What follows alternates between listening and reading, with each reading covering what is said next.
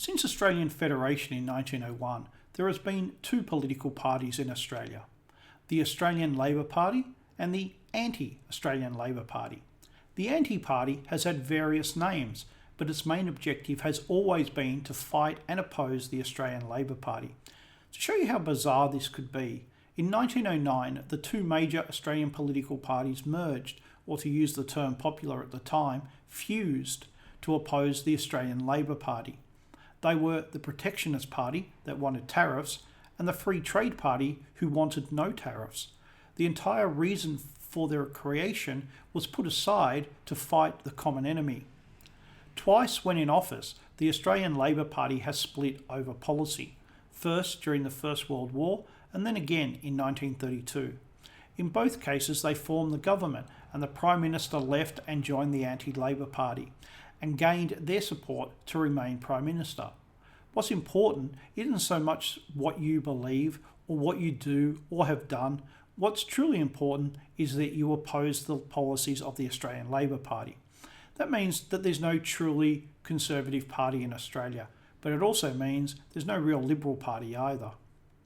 The current Liberal Party of Australia was formed in 1945, but is often said to have begun when the former Prime Minister, Sir Robert Menzies, gave a radio speech known as The Forgotten People in 1942, whereby he said the forgotten people of Australia were the unorganised middle class and those of a thrifty nature who worked and saved for the future. He pointed out, quite correctly I believe, that the future of the nation is built upon the thrifty, for without them there is no savings or enterprise. The speech is very interesting, for in it can be seen the twin ideas that unite Australian conservatism and right liberalism. It moves between the two without seeing any contradiction. Of course, there are contradictions, and it is a tension that has always existed within the Liberal Party of Australia. In 1949, the Liberal Party of Australia won office, and they stayed in office for 23 continuous years. They came close to losing office, retaining government by one seat in one election. In 1972, they lost office by one seat. Very close. But that's the dividing line between government and opposition. From 1949 to 1966, the Prime Minister was, again, Sir Robert Menzies, making him Australia's longest-serving Prime Minister. In many ways, the party has been very successful, but it has always depended upon how liberal and how conservative they are. In 1975, they won office in a landslide after a constitutional crisis and a very bad and unpopular Labor government. The new Prime Minister, Malcolm Fraser, was very liberal and very unpopular. His government lasted for 7 years and is a classic case of a disorganised opposition allowing an unpopular government to remain in office. In 1992, the Liberal Party returned the favour. Paul Keating was Labor Prime Minister, and a very unpopular man he was too. A rare political creature, as he was both a social liberal and an economic liberal. Normally, the two are quite distinct.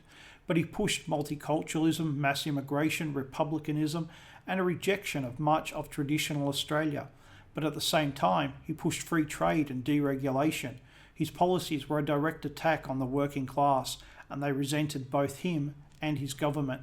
But they didn't vote him out of office because the leader of the Liberal Party of Australia basically said, "Everything you hate about Labor, I'll give you more of. Vote for me." When the Liberal Party is too liberal, the electorate don't like it. To prove this point, in 1996, John Howard became Prime Minister, and he remained in office until 2007. He did many controversial things, but he remained popular because he used liberalism as a weapon, and once the battle was over, he put the weapon away. He fought and defeated the powerful Maritime Workers' Union, but didn't use that to attack other unions. He banned many firearms after the Port Arthur massacre, but he made sure the government paid the market value for the weapons. He lost office and much of his popularity because of a piece of legislation that he considered his greatest gift to Australia: work choices. Work choices was pure economic liberalism, a labour market in which all employment was by contract between worker and their employer directly. No unions, no mass contracts, no industry awards.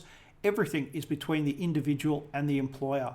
Many pointed out that in a lot of cases that would be a very unfair relationship, as it gave too much power to the employer. In theory, the relationship is equal, but of course that's the theory, not the reality.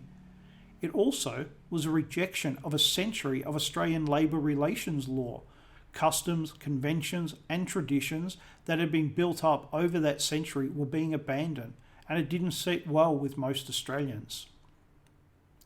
The Prime Minister was surprised by this because he'd managed to get the people on his side before and he thought he could do it again. But he failed to realise that he had broken faith with the Australian people. He had presented himself as a conservative who was once in a while liberal. But here he was saying that the man we saw and believed in wasn't real. Who was this man? Was he a conservative or a liberal? If we couldn't even work that out, how could we trust him? The Australian people decided they couldn't trust him, and he lost office. A recurring theme in the Liberal Party of Australia is this tension between its conservative and its liberal heart. When it is liberal, it can be as destructive as the worst of the Australian Labor Party. But when it is conservative, it doesn't get rid of the policies that would really turn the tide against liberalism. It is fighting against itself, and it cannot win that fight. The tensions within the party remind me of the line about being a little bit pregnant. The Conservative says it doesn't want to be pregnant. The Liberal side says it does want to be pregnant, so they compromise, and at the moment, they're only a little bit pregnant. Of course, that makes them pregnant, and is no compromise at all.